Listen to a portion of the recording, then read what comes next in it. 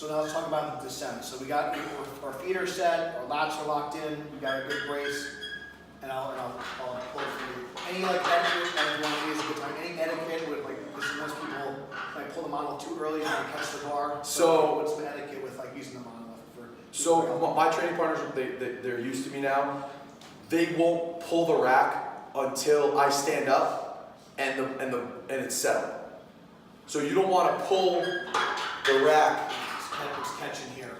too soon, because if you pull the rack as soon as you start to stand, it may catch and bring you forward.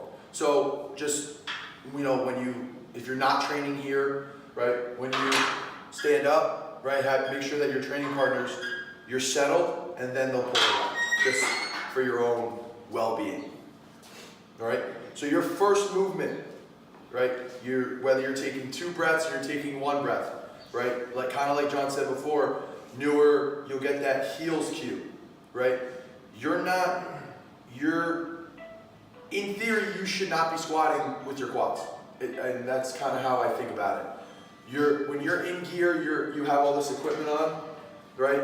You want to make sure that you're loading your hips, your hamstrings, your glutes, okay? So your first movement shouldn't and is never going to be this, ever. It shouldn't be when you squat raw either, but your first movement needs to be back to start loading that gear. So also, you know, Chris doing a good job. Like when he's doing that, a lot of times when people like push their butt back, that's when they'll kind of break their trunk position too. Everything stays in one piece. It's not this. Yeah. That's not it. It's this. He's track the bar quick and show it from the side. Yeah. And just like kind of watch, because I want you to just watch the relationship between his pelvis and his ribs. So some people will do this. So you can see how he's starting to break here and his ribs are kind of poking out. So that's you're going to lose power there. This. Boom. So this is stacked. So even though he's getting more bent over, his spine is locked in position. So that's great. So now he's going to start to descend. He's starting to initiate that posterior weight shift. And as you're coming down, what are you thinking about? Are you still spreading the floor? So I'm trying to rip my sneakers out. I'm trying to, like, if I were to look at my, like, the pressure points on my feet, there should be no weight distributed on the insides of my feet. Everything should be here and here, because you're literally just spreading, and that's how you're going to be able to. Knees are tracked out, chest is up, and everything. If you look, the insides of my feet actually aren't even on the ground. And you see a lot of old school lifters that kind of, you see their shoulders start to get blown out like on the sides because they're putting so much pressure. Yeah. If you actually look at the bottom of their chucks, there it's actually more. It should be more worn down to the outsides. So see what it looks like with the bottom.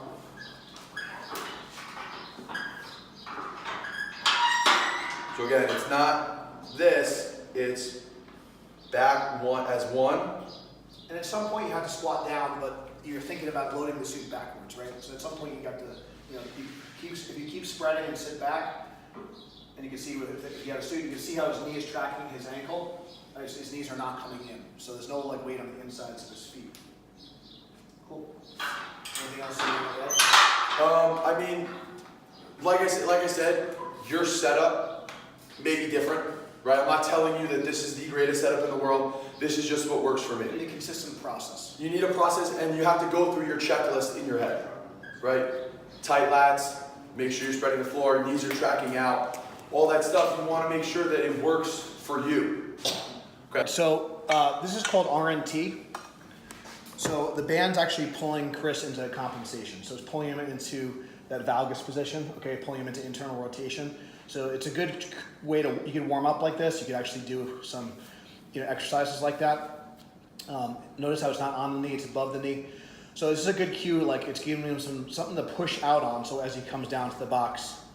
Okay, now if his knees does come in, he's gonna feel slack on the band. Like that. And it's really easy to feel that position. You're gonna see it though. If you're not doing this properly, yeah, it's very no easy. one can squat anything like this. Yeah.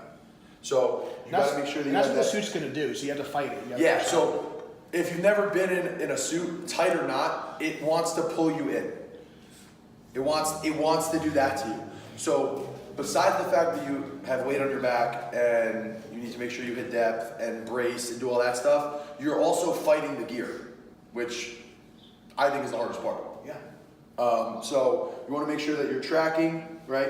First movement's going to be here, and we're out, right? If you were to draw a line, my knees would be outside of my feet.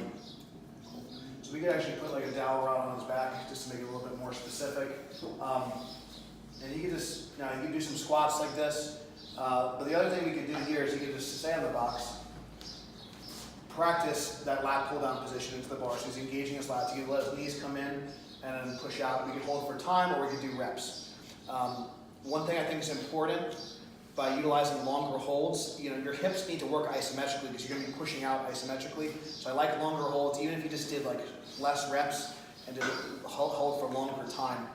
This can be really effective for kind of training the hips. Okay, and like we talked about before, so this is Benny's torque bar. So this you can actually see. This is a smaller one, so it'll bend easily, but you can actually see the bend in it, and you can see his lats are getting really activated here. Okay, so that's what we were trying to actively kind of pull that with the bar. This should be. You want to try and do this with the squat bar.